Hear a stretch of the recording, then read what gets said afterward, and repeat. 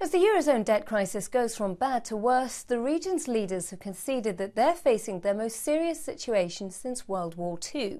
Well, it was at this very desk, deep under the streets of London in the cabinet war rooms, that the then British Prime Minister Winston Churchill helped to steer Allied forces to victory in 1945. Now, behind this desk is a map of Europe. This is a region which at that time was divided but now stands united under the banner of the European Union. 17 out of those 27 member states in the EU now share the same currency, which means they're part of the Eurozone. But that also means that they share some pretty severe financial problems that economists say aren't going away anytime soon.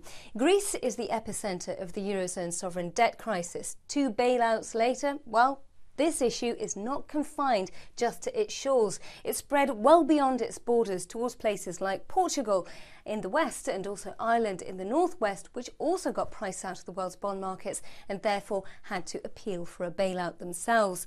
And now the debt crisis has well and truly washed up on the shores of core European countries like, for instance, Italy. This is the Eurozone's third largest economy, but it has the world's fourth largest debt pile. And with bond yields soaring a number of times beyond that 7% cut-off point, beyond which economists say it just becomes too expensive to service a debt pile like that on the open markets, well, there's fears that countries like Italy may need a bailout themselves. And it's not just Italy that is facing these kind of problems. Spain, as you can see further to the west, also has its own problems. In fact, its own finance minister had to say that the country will not be needing a bailout after its borrowing costs soared.